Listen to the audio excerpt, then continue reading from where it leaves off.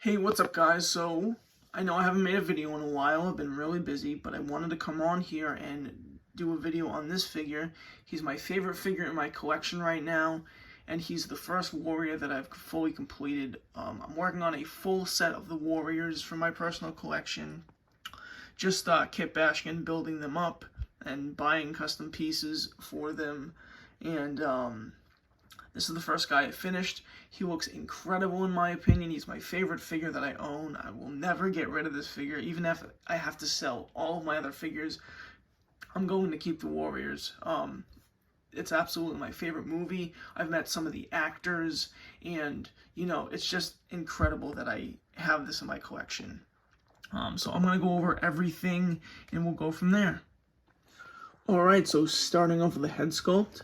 The head sculpt was digitally sculpted by Charitha Sculpt on Instagram, and it was painted by Lua Painter on Instagram. L-U-A is how you spell it. But both of those artists did incredible work, and I love this head sculpt. This is probably one of my prized possessions right here in my collection. I absolutely adore this sculpt. The paint is a little bit off from the body, but I mean, it's not that bad. And looking at the camera, and even like when I have him in my module case, like you can't really tell. So yeah, the body is a Fison M32 body. I was originally going to go with an M33, but then I had thought that he was a little too buff for Swan. And I think the M31 is a little too thin. But I think the M32 ended up working out really nicely. The vest was made by Gee Whiz Customs, and I think they did a great job on the vest. And I'll turn the figure around later, and we can take a look at the patches and everything. The hands are just Fison hands. This one was perfect for the bat.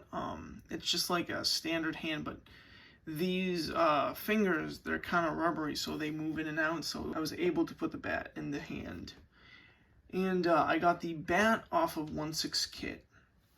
I used some sports tape to kind of wrap the handle, and I ended up cutting the sports tape so it was really, really thin. It would look semi-correct. I think the tape was gray, so I think I was going to either paint this or I was going to switch the tape out. But I want it to be as accurate as I can. And I don't know if I'm going to lacquer the bat up or anything. I know I'm not going to be able to get the stamps on there unless I painted them on, which I feel like for me personally would be a very hard task. But I think it looks okay. But I know it could look better, but. And then the belt is a 3-0 Jon Snow belt, and I actually cut it down a little bit because the belt was actually really, really long. And the buckle and the metal strap right there, those are actually plastic. I would like to get a metal belt buckle for them, but all the metal working artists like Full Metal Customs, I asked them. I don't know if I asked anybody else, but I asked them, and they said that I would have to have a digital sculpt of the buckle. So I was fortunate to find this one. I know it's not metal. I'd like to eventually upgrade to metal, but I think it still looks good for now. It's exactly it's pretty much the exact style of belt buckle he had in the movie anyway. So the pants were also made by Gee Whiz Customs. So I met Michael Beck, and I asked him if he had pockets in the back, and he told me that he did not have pockets in the back of his pants.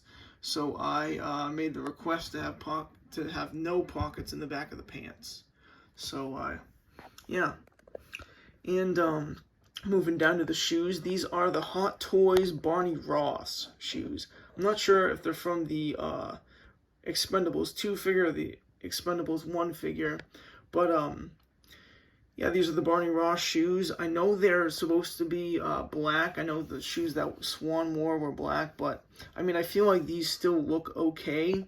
And I was eventually going to try to airbrush these when I eventually get an airbrush, or I was going to try to hand paint them, but for now, this is how they look, and I think it looks pretty good. I mean, even with the brown shoes. So yeah, and next I'm going to talk about another accessory that I got for him. So yeah. So this is the other accessory I got for him. It's a real metal and plastic switchblade knife, and I had this made by Full Metal Customs, John D. Guzman. I think that's how you pronounce his name anyway. He does really, really great work. He's done a few other pieces for me. A few other pieces for the Warriors, in fact, that I may show later. Well, I will show later. I just don't know how much later, because these guys, to get everything, it does take a while. It took me a while to build this guy even, so. But yeah, I love this knife. And this is just another Fison hand. I think this was from the M31 figure, but the skin tones from body to body match quite nicely, so. And yeah, and the knife just fits in his hand. So yeah, I'm gonna maybe switch his hand out with the knife, and we'll be back. So this is him with the knife. I don't really like to keep his arm bent, you know, for that long.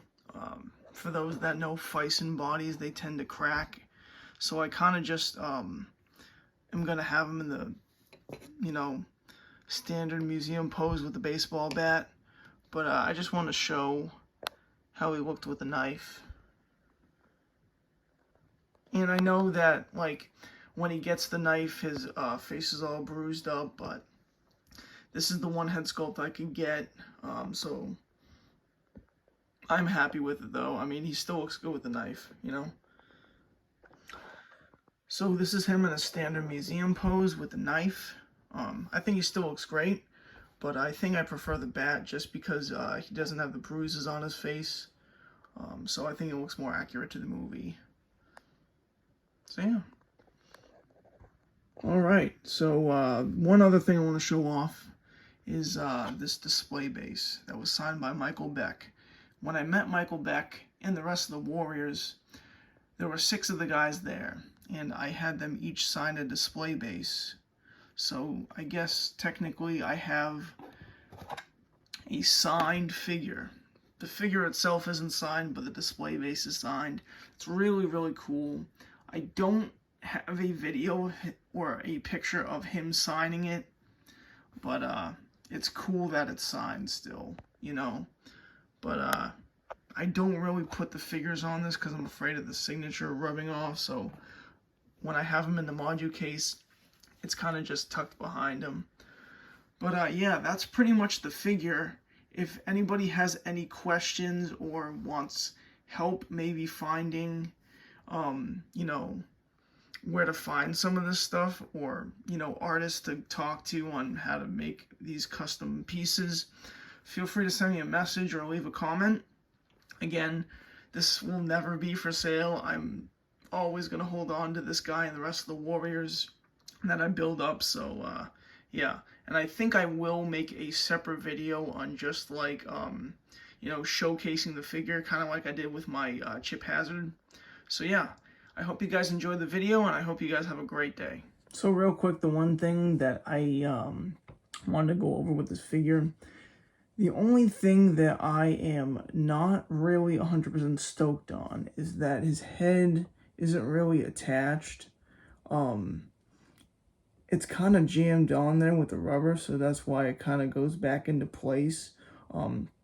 It's kind of just sitting on the body. The ball joint isn't really hooked into anything, and yeah, so if I wanted to turn his head, I really couldn't. You know, it just kind of just stays stationary. You know, I've thought about maybe putting an earbud, like rubber piece on the ball, and maybe seeing if that would make the like the friction would make it you know, the ball like kind of connect to the head, I guess you could say. Like kind of like a wedge system, but I'm not sure if it would work. But I mean, I don't know. It stays on there. It's cool, and it looks like it's in the right place. So I am happy with it. You know, I don't know if I'm gonna change anything about it. I might just leave it the way it is, or I might try that. You know, the earbud rubber thing. I'm not sure, but I tried to do a neck connector, and it didn't work out. So yeah, that's the only thing though. I mean, everything else is solid, and he's gonna be sitting in the Maja case. So, I mean, I guess I don't really need his head to be tilted or anything. So, yeah.